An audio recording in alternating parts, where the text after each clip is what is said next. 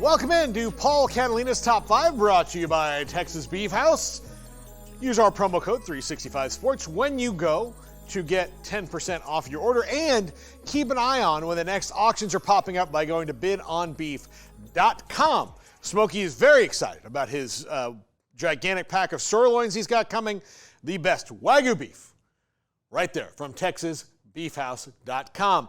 Top 25 offenses. So this week will be top 25 offenses. Last week was top 25 defenses. And next week, Garrett and I are going to build the perfect college football roster down to the head coach. I like it. I'm excited. So 22 starters, a head coach, a kicker, and a punter. My apologies to long snappers, but I think it's better if you toil in anonymity. Secret agents, as it will. But this week, we go to the top 25 offenses. So think about that. Send in your suggestions to me at Paul Catalina at Twitter, and I will do research on all of it. Top 25 offenses as we jump into it. Number 25, Colorado. Now look, efficiency, not the name of the game. Big plays, absolutely. If they can get their running back game going. Dallin Hayden is there. They've got other guys they're ready to go at Colorado that should be an upgrade over what they've had, although losing Dylan Edwards does hurt. The offensive line should be better because it can't be much worse, and they've got one of the better quarterbacks in the country in Shedeur Sanders. This is an offense that should go, but remember, they are this low because they are not efficient. They only threw, they didn't run the ball, and Shedeur Sanders got sacked way more than any human being ever should in their life last season, so they've got to cut down on that to be higher than this. But they are explosive enough to make it on the list because of their big play potential. Number 24, Texas State, the Bobcats. Sadly, this is the best Bobcat graphic I could find. We need the Texas State social media department to start making some gifs of Bobcats.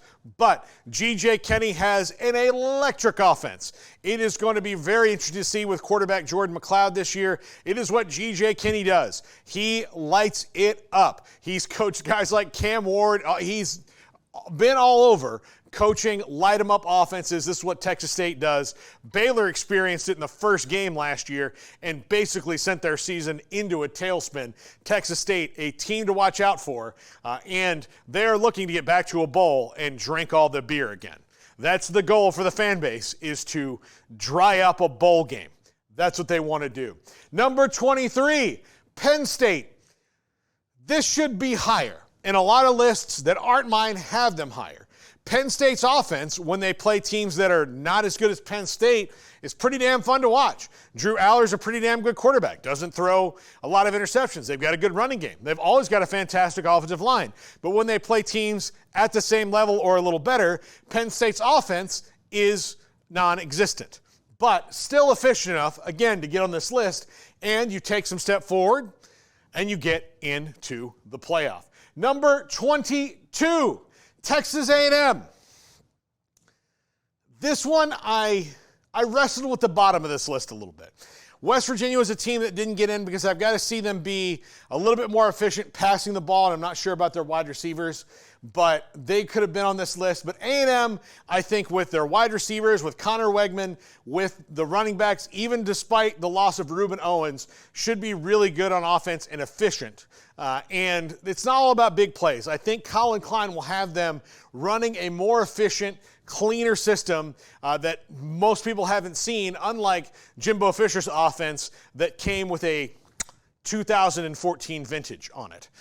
Just like a wine. It did not, but it did not get better with age. Absolutely did not. And number 21, the last one for today, Mizzou. Let's see how the running game does. Cody Schrader kind of took it up a notch. We'll see how the new running backs, Marcus Carroll and others, handle it. But this guy right here is worth about 19 spots himself. Like, he's that good.